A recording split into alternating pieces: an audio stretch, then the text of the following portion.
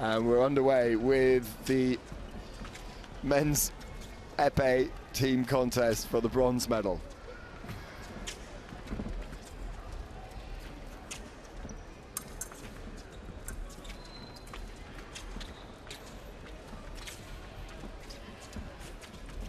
So if you're new to fencing, this is épée. The whole of the body is a target area, including the foot. You can hit down, right down low. And it's the only weapon that doubles can be scored. So you can get 2 lights on the box, and both fencers will get a point if they hit within, it's almost simultaneously. It's within fractions of a second. It's a point weapon. You can only score with the point of the épée, and if you hit the end of the weapon, then it will register. The guard is obviously earth, so if you hit the guard of your opponent, then it won't score, but the wrist, that hits the wrist.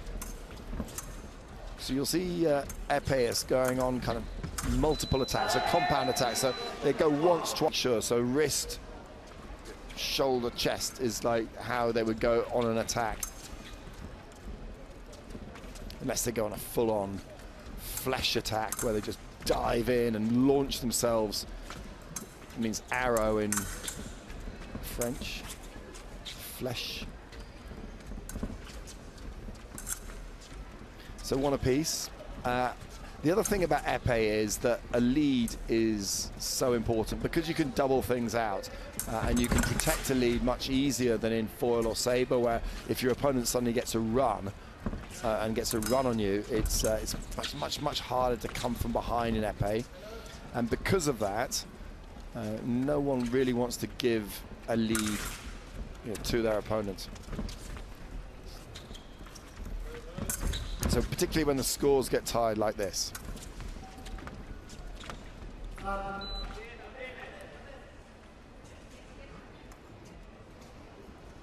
And a few seasons ago, they introduced this new rule of the non-combativity yellow card. In team fencing, they used to, if they went non-combativity, they used to just roll through to the next fight. Or in individual, they would roll through to the next period. You wouldn't have the minute break. They would just say, okay, you're not fighting, let's just roll on, roll on. And then sometimes you get matches where they would do that like 3 times. The International Fencing Federation decided that that wasn't great for the sport. They wanted to be able to kind of make sure that the matches at least lasted. So now they have this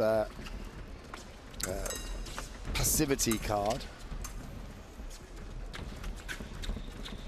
It doesn't matter so much when the scores are tied, but if one team now gets the lead, it is the trailing team that will be carded and give a point to the opponent. So the fact that we've gone to P yellows right now means that Hungary are kind of in the box seat when it comes to the passivity cards.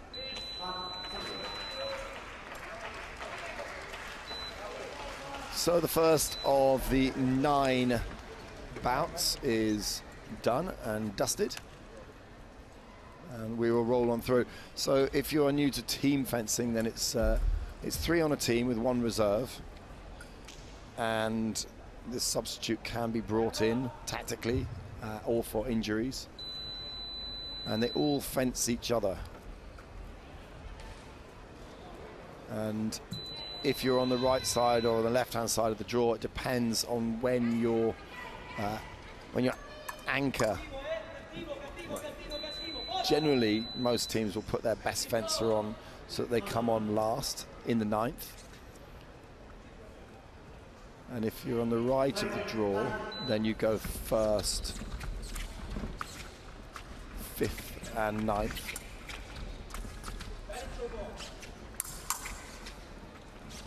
And if you're on the left of the draw, it's 2nd, 6th and 9th. Armaleo for Italy is on against Castelli of Hungary. And Armaleo is the anchor.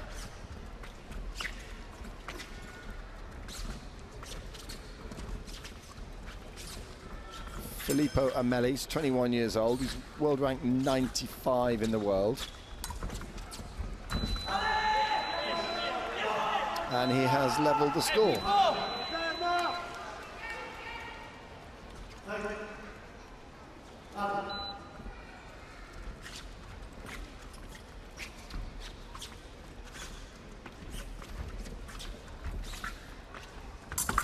So this season, Armaleo 2 in the Grand Prix in Hungary.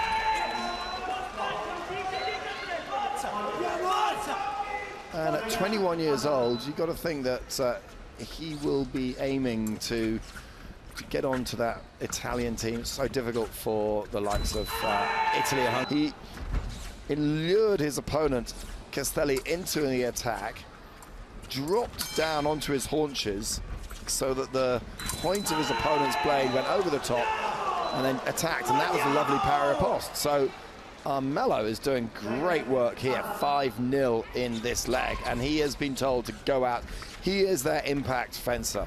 I've got to say, I watched the semi-finals, and he was the one that was doing the damage.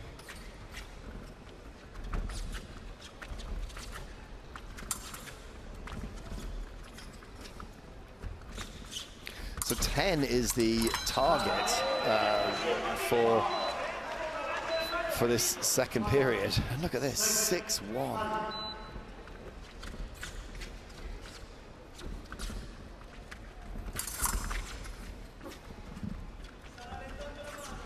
One of these new breeds of epeists that not particularly tall, but super fast. Kind of like the Max Heinzer breed, you know, in and out, very busy, very fast. Super exciting to watch.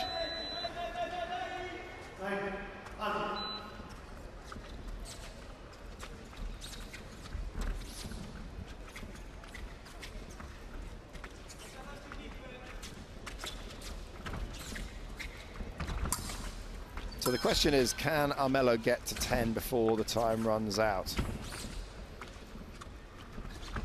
Oh. Well,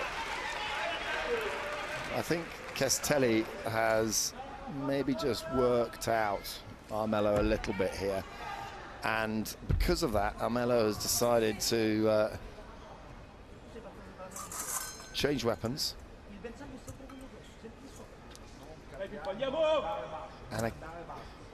And coincidentally, while he's changing weapons, there's a little bit of a chat with the coach. Checks the guard, just to make sure the guard is earthed. No light should come on.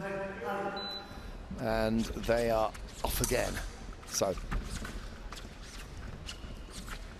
will Armaleo just kind of back away, because he's let 2 points go. He's let Hungary slightly back into this. He's still got 6-3 lead in this second leg. No, he won't. Beautiful defense.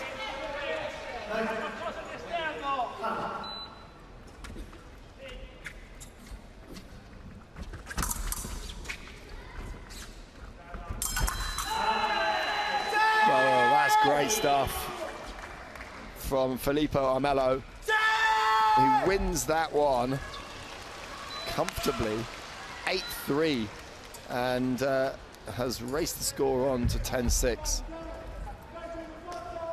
Now, coming on for Italy is Giulio Gaetani, and for Hungary it's Gergely Kovacs. Is it Kovacs? Yes, Kovacs comes on. 3 for Hungary.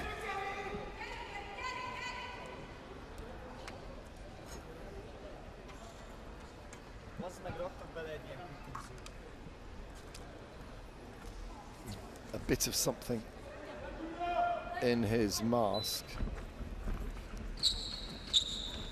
Not sure why he wanted that. He threw it at the coach's box, the team box.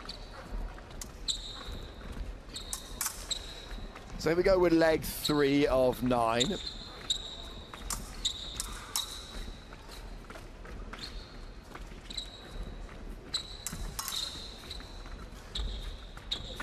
So Giulio Gaetani is 23 years old. He's world ranked 1. Point stands.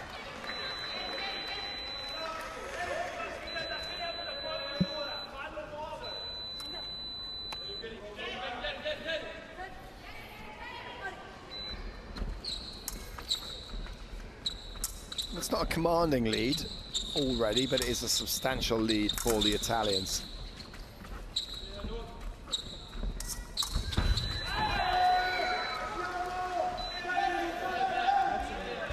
Great work from Gaetani to work off the blade when he closed the distance and launched the attack. And now Hungary, well, they're in a spot of bother here.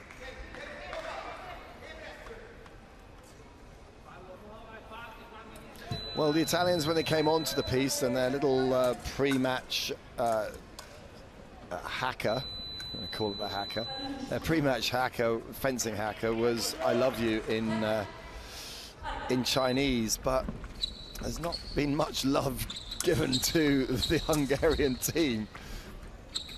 They have a comfortable 5-point lead. Double scored. And that was Kovacs, so that's important when you look at the doubles. Who launched the attack? So doubles are, you know, you can count doubles, but the most important thing with a double is who was the one that was defending and doubled out. And if you have a fencer who can only score points on doubles, and you're fencing against them, and you think, right, okay, I can hit you with a single light, or I can hit you on defense with a single light, but all you can really do is score doubles against me. That time Kovacs gets a defensive single light. So he's first in this third period. Gaetani is so good on his feet, so well balanced, and movement. Close quarters, referee's called halt.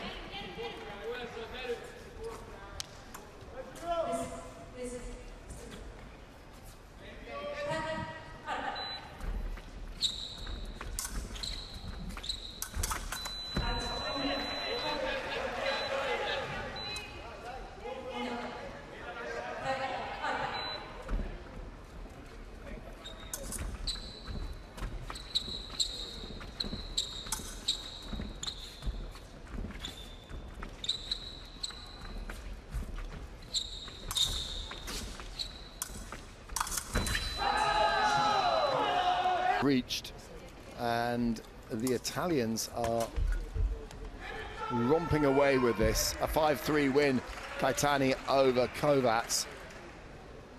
And apart from the very first period, which it was 3-2 to Hungary, when Armaleo came on, won that one 8-3. Gaetani's just won 5-3.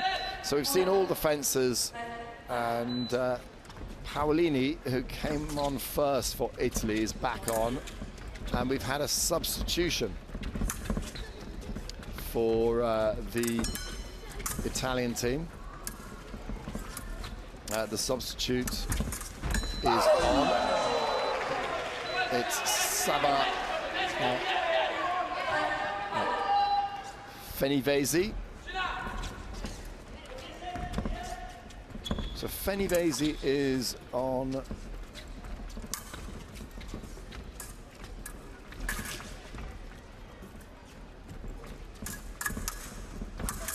Fenivesi's on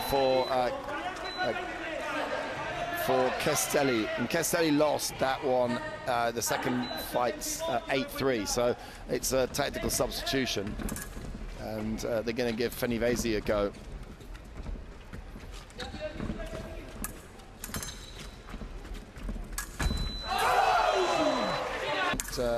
317.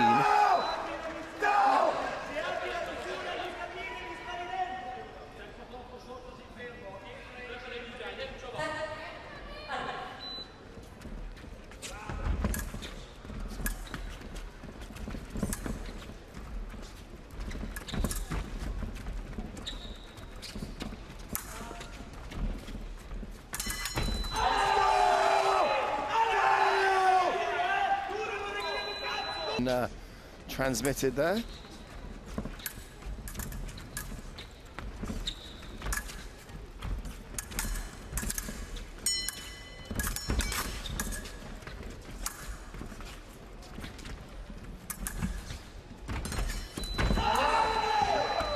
Absolutely dominating this match.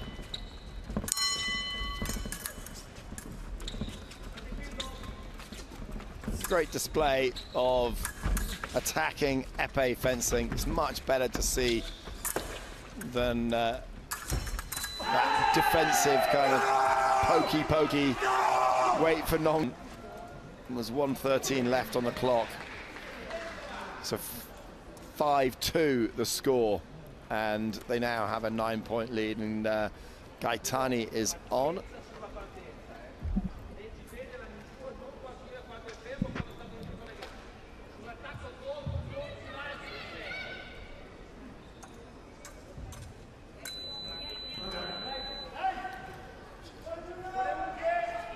Zomba Banyai for Hungary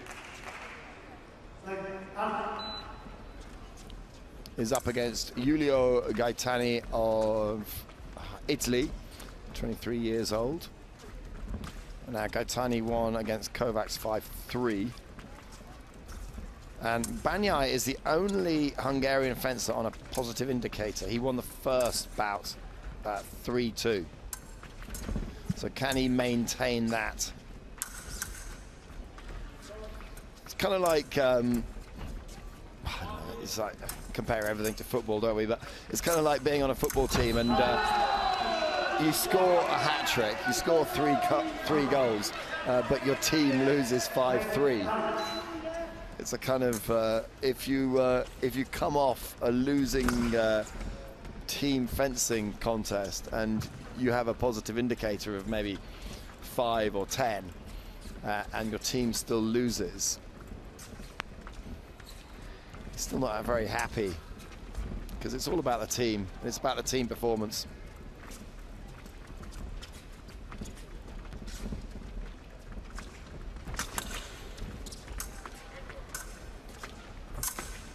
So Banyai is currently now on a 0 indicator.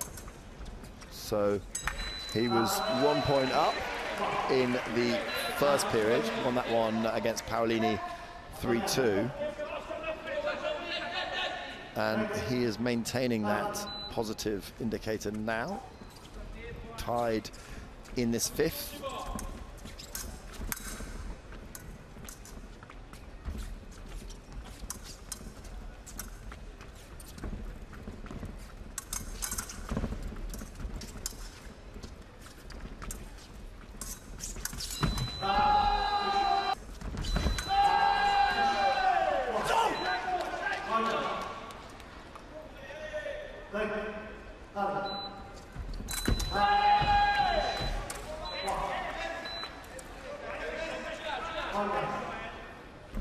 Flamboyant attack by Gaetani, doubled out by Banyai. And the Italians are not wasting any time here.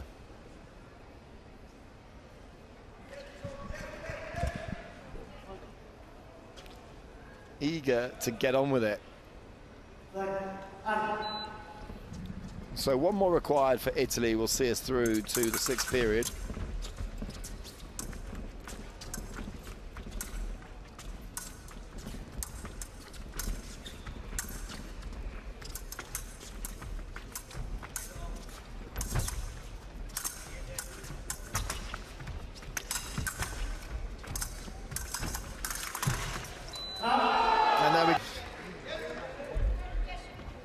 Call that a Kodak moment. Great showboating over the back of the head, hit to the back of your opponent, whip the mask off, nod to your team, hands on hips. Yeah.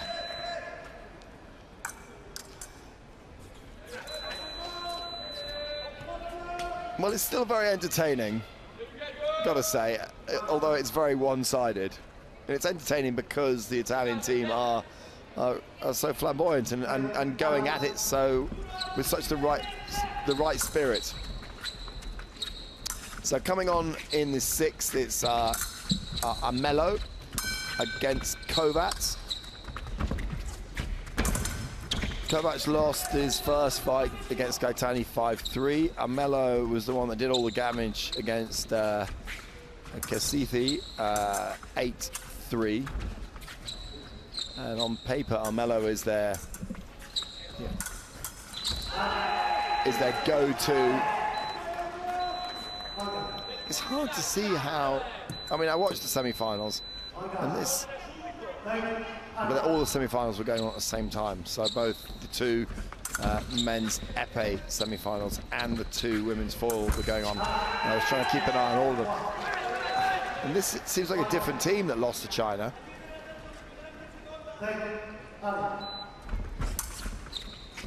China got an early lead and then was able just to kind of build as they went into the final period. Deficit. It was 40-30 when he came onto the piece in that final fight, and Wan Xiji of China was able to win it.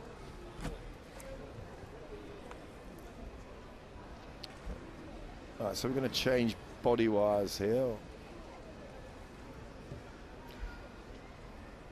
So you just tie a little knot and then thread it through, and you have a new body wire.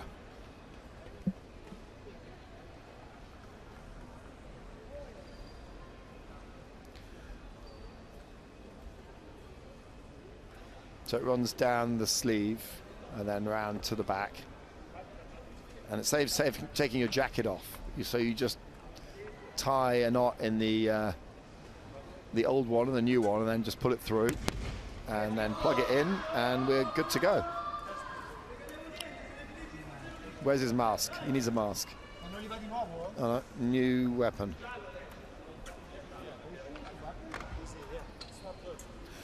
This is like an actual technical problem. Sometimes in fencing, you'll see fencers like change weapons tactically in order to give themselves some time. This is actually a problem that he's managed to sort out, and we're good to go again.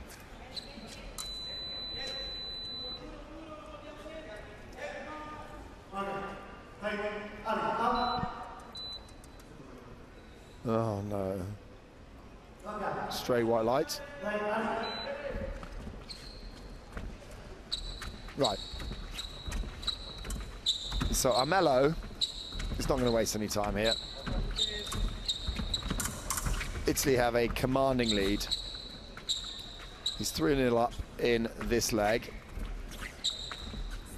Wow, lovely attack, lovely.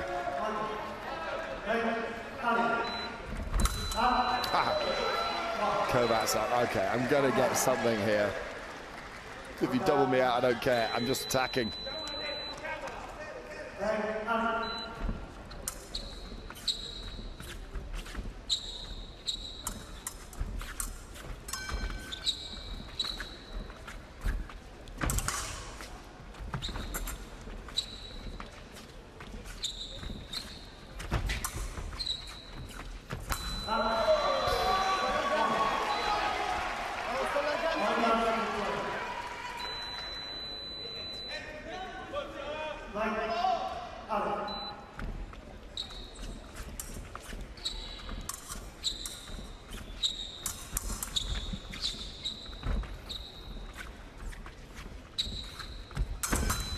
Double scored, and that is it for the second third of this match. We're going into the final third.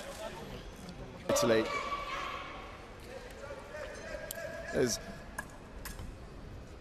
There's no way back. But it's going to be very, very hard for the Hungarian team to win the bronze medal here.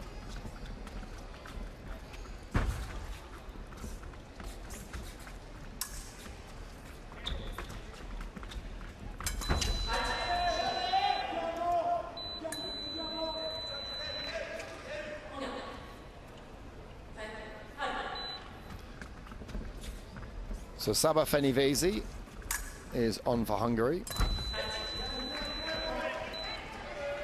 And Giulio Gaetani for Italy.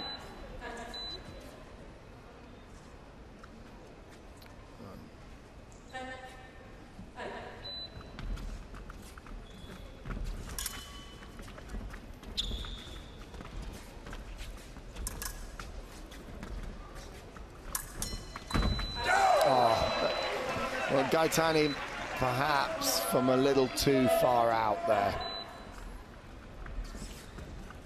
Didn't quite get the distance right. These attacks to the foot, they're fake attacks. They're not really attacks. He's just showing his opponent that he is like down low. I'm down low. Hit me, hit me. And then it's all about the second intention. Double score, but it's only going to help the Italians as they move through to the target score. Oh, is he okay? Yes. And Gaetani finishes on a +7 indicator. So we're talking about indicators in the early rounds. Gaetani's work for the team has been really, really good. In fact, all the Italians are going to finish on plus indicators. It's just a question of how many they are ahead. Paolini for Italy, Kovacs for Hungary. Kovacs probably their best. Well, lost 5-3, lost 5-3. So he's on a -4 indicator. But he's probably the best on the Hungarian team.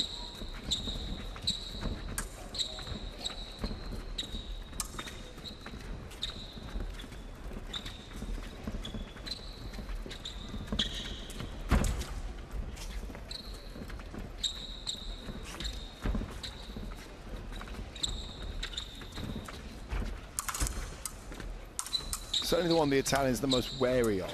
You know, they can't score as freely against Kovacs as they have against some of the others. He presses well and he keeps them under control.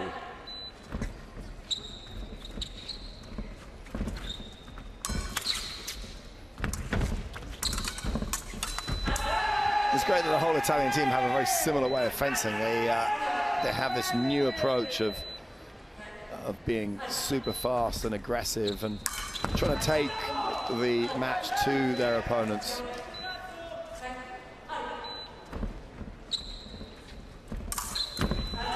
There we go, 5-4. So Paolini.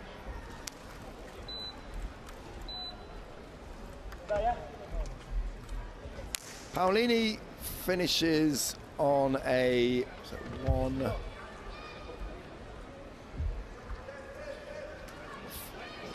+3.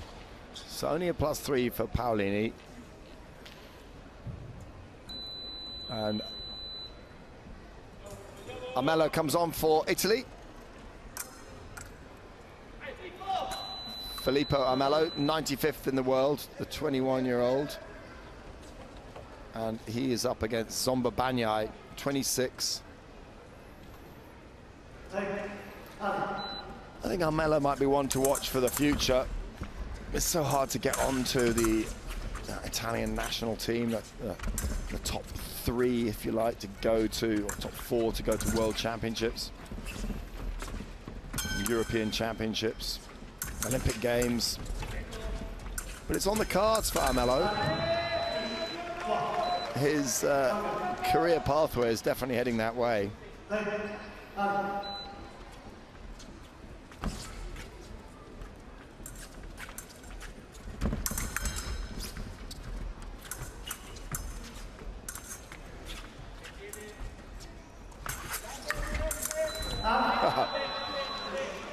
Double scored. After all that hard work from Banyai, pushing Armaleo right back into the hatching there.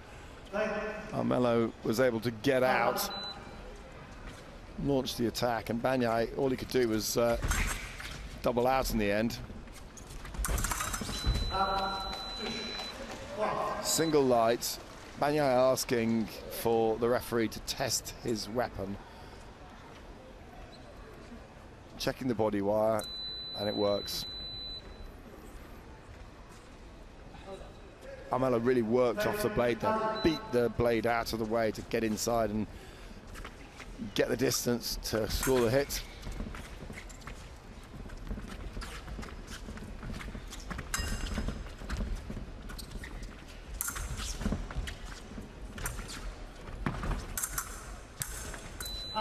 Double scored, so we are 1 point away from the bronze medal being hung around the Italian's neck, and really from the second period on, when Filippo Armaleo came on to this match, it was one-way traffic.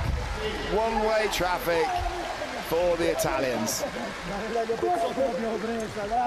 They speeded down like that, like the A4 autostrada that links Turin to Milan.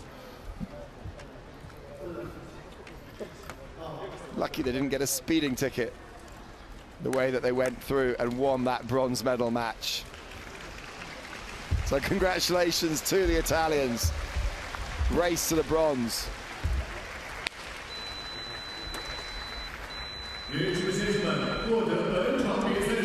The Ferrari.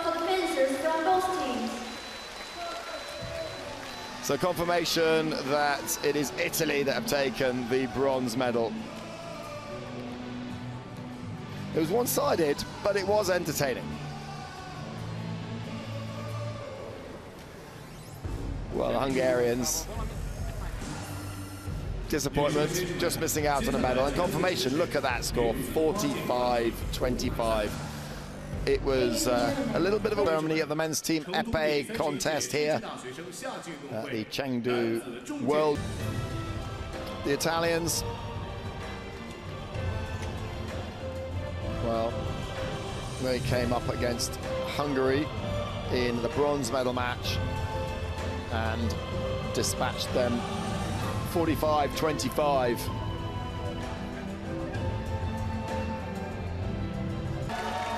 So the Italians taking the bronze medal.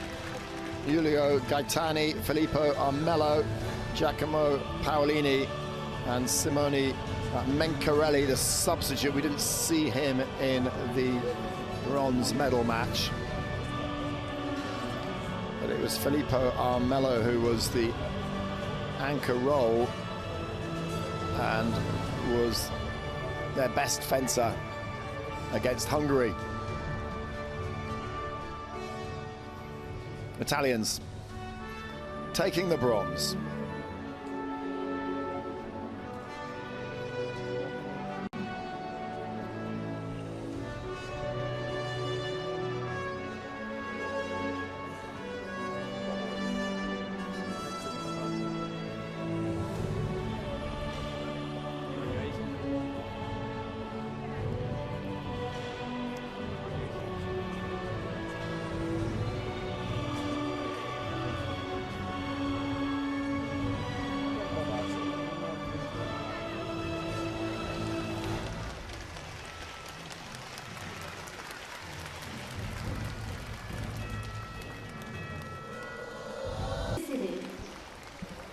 So congratulations to our medalists. France take the gold, the People's Republic of China take the silver, and Italy take bronze.